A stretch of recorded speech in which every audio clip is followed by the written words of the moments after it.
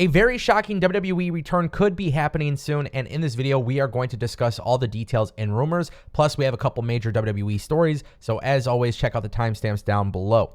First, we're going to talk about WWE 14 because obviously there's been a lot of talk about this since the day Andrew Zarian talked about WWE going TV 14, and everybody's been wondering what is the big update on the situation.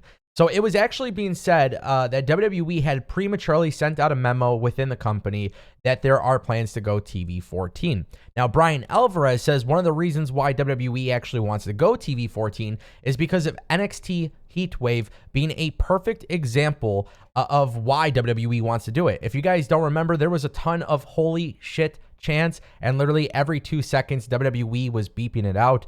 It's also said that WWE really wants to go in a little bit of a different direction because back in the 90s, they were primarily targeting the younger viewers. And then, of course, when they went TV 14, it allowed them to do the edgier storylines that were more targeted towards teenagers and adults. And I think WWE going TV 14 is not going to be a massive change, but I think you will see a more relaxed product, especially under the Triple H regime. I also want to point out that WWE still does have plans to do TV 14, and obviously WWE wanting to do this is a good thing, but we don't exactly know when WWE will make the change.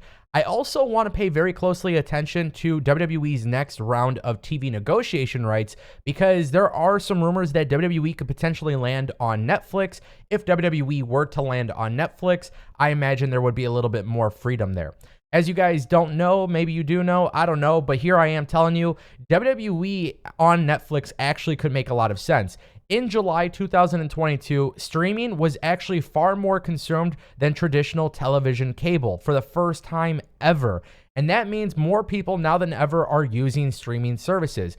If WWE were to put their product instead of on SmackDown being on Fox or Raw being on USA, if WWE has Raw, SmackDown, and NXT on Netflix, this would give them the ability to do way more with the content that they're creating, which I don't want to say the Attitude Era is coming back, but I can imagine WWE will be able to get away with a lot more than what they're currently doing on television. However, I also want to point out, Netflix has lost subscribers.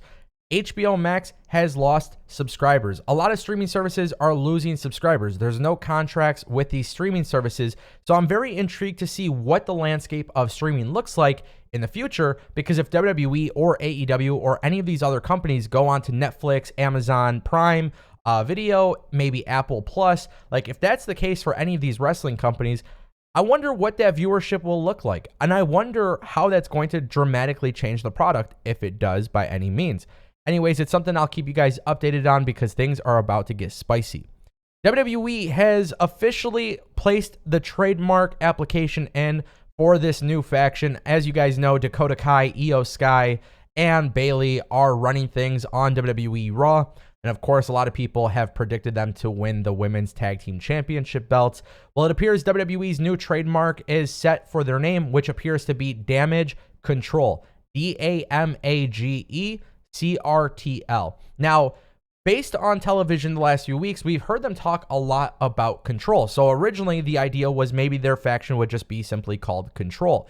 That doesn't appear to be the case with this new trademark filing. Damage Control seems to be the new name for the group. And honestly, I kind of like it. And I like the fact that WWE is working at branding them as a faction. I think one of the things that really helped The Shield get over was the fact that they had very iconic branding. Same thing applies to Degeneration X, as well as NWO, and of course, Bullet Club.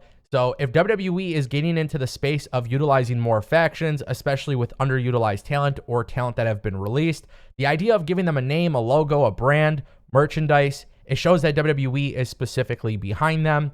And I think that's what WWE needed to do right off the rip when introducing these three together at SummerSlam. So ultimately, I think this is great news for WWE fans. I think this is a sign of what to expect for the future. And I hope that WWE is seriously committed to this group.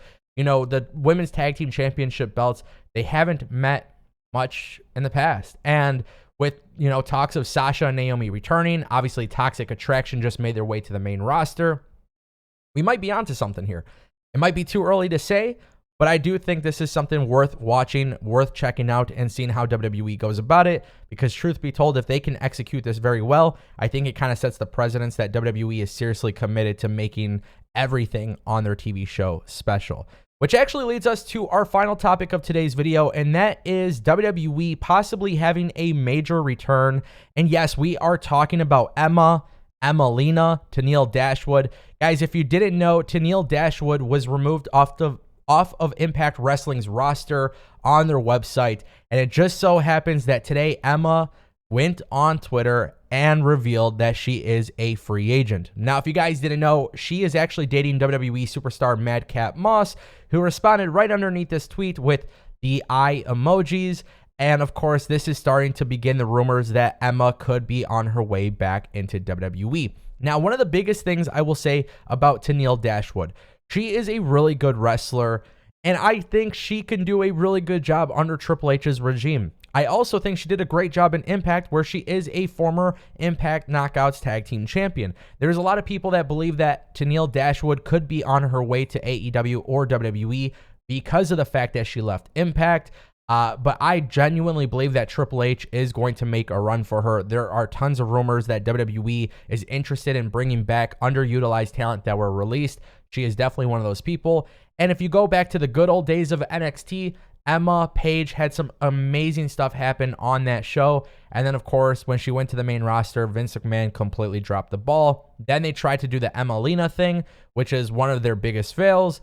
So it would be a really good, refreshing thing to see Emma come back to WWE, get pushed, and actually have something going for herself. And just kind of as we mentioned today in this video about damage control and toxic attraction and all of these other things, the idea of Emma coming to WWE would be absolutely incredible, considering that WWE is actually putting a major focus on their women's division. Now, I'm not saying she's going to come in, jump the line, and get a women's championship opportunity, but what I'm saying is there's a lot of opportunities to use her. Raw or SmackDown, I don't think it matters. And believe it or not, I know Paige recently left WWE. I don't know if she'll get cleared, but if we can get Paige in WWE in 2022, I feel like best of every generation is on the rosters, and that would be really awesome to see. So Emma coming to WWE is not guaranteed, but there's a lot of rumors suggesting that she could be making a major return.